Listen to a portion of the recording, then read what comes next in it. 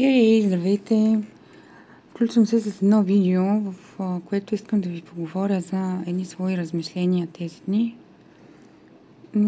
Установих, че с селфи снимка, с селфи видео са твърде кратки, не успявам да направя видеото.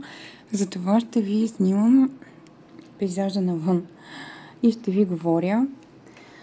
Размислявах върху това как много често на хора, които имат мечта, желание, копнежи да случат нещо в живота си, нещо конкретно, което тях много ги вълнува, които много ги зарежда, не срещат подкрепа в света около себе си за това нещо, и напротив, срещат повече обърканост, повече хора, които се опитват да ги откажат, да им извадят различни причини да не го правят, дали времената не са подходящи. Често времената никога не са подходящи. Дали ще са от рода на, че ще искам много пари, много труд, много време, така и всякакъв вид подобни оправдания, които реално всъщност не знам защо ги казват това хората. Може би ни мислят доброто и искат по този начин да ни предпазят от някакви въображаеми неща, които не са се случили. Но в крайна сметка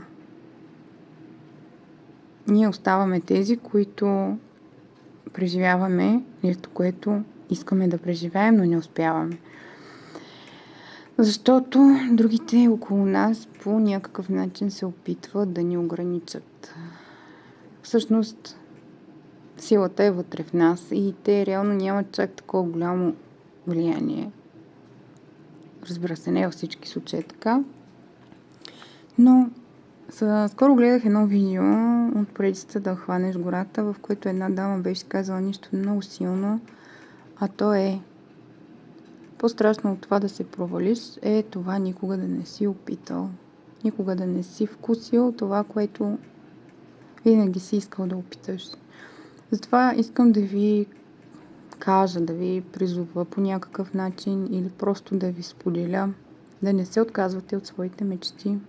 Колкото и странни те да изглеждат в очите на хората около вас, колкото и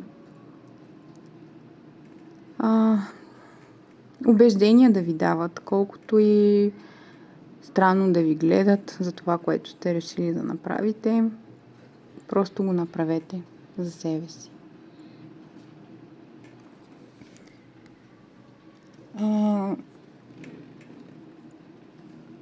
Те няма как да усетят това, което вие усещате, само когато те влязат в подобна ситуация на нещо, което искат, могат да разберат какво ви кара или ви зарежда да тръгнете по този път. И ако тази ваша мечта или желание е живо с годините и не е променило своята сила, не сте го забравили, не е останало някъде далеч в миналото, това означава, че то е важно за вас. То е важно и за света около вас. То е важно за вашето естествено проявление в самия свят навън. Здравей! И ще е хубаво, ако си позволите да го случите. Да, ще бъде трудно, да, ще срещате какви ли не препятствия, но ще случите това, което вашето сърце желае да случи. Дори да се получи така, че след 1, 2 и 3 години осъзнаете, че искате да го изоставите или че сте взели всичко, което сте искали да вземете или е трябвало да вземете. Това също е прекрасно, защото сте създали нещо, преживяли сте нещо, което е било част от вашия път. Лично аз смятам, че живота ни е предопределен и че всичко е съдба. И както е казано, ако ни е писано да се удавим, няма да се обесим. Не може да избягаме от това, което ни чака, от това, което е нашия път, и съпротивата срещу това по някакъв начин просто изчерпва енергията и губи нашата сила Въпреки че погледнато от още по-висока точка, дори това е съдба.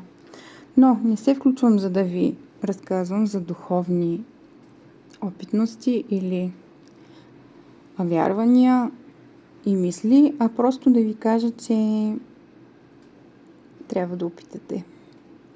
Да не се отказвате, да опитате без значение колко странно ще изглеждате в очите на хората край вас и да го приемете като едно приключение, въпреки че може да бъде малко страшно, може да бъде малко различно от това, което обикновено сте преживявали. Просто го направете. Изберете си момента, така както вие го усещате и не се отказвайте, колкото и да ви разубеждават или да ви карат да правите нещо различно. Това може да бъде всичко от смяна на работата до смяна на местоживеенето, научаване на нещо ново, занаят, език, пътуване, среща, каквото и да е. Всичко това, което вътре във вас вибрира с една такава дълбока сила и изконно желание, означава, че той идва много по-далече от вашето съзнание в момента и носи един голям дар, който ще ви се разкрие едва когато си позволите и направите крачката напред. Как точно ще се случи, не винаги ни е ясно. Разбира се, понякога ни е трудно да начертаем пътя. Не знаем как ще стане, как ще го направим, не можем да измислим план.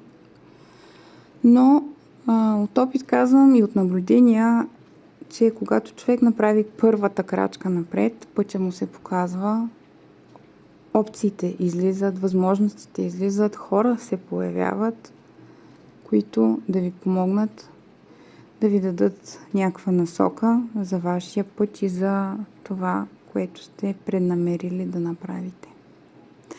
Бях малко дълга, но сърдечно се надявам това да достигне до тези от вас, които в момента са точно на този кръстопът, в този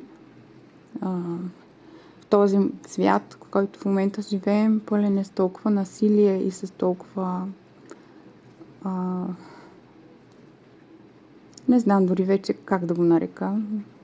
Нямам, речника ми изчерпан от правилните думи за всичко, което се случва, но това е друга тема. Въпреки всичко, опитайте.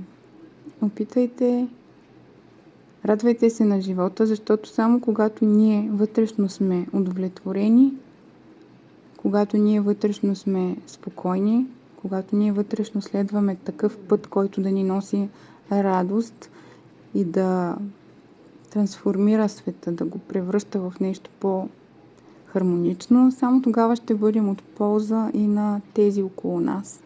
Аз винаги съм вярвала, че човек трябва да бъде пример и вместо да изнасяме лекции как трябва или не трябва да се живее, какво трябва или не трябва да се прави и говори, най-прекрасният пример е този, който ние самите даваме в нашия живот.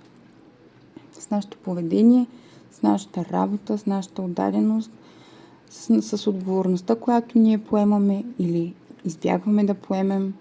Изобщо ние сме визитката, собствената си визитка към външния свят. Сега ви оставям. Имайте красива неделя. Силни сте, можете. И не се отказвайте. Отново ще го повторя от своите дълбоки и съкровени мечти. Поздрави и до скоро!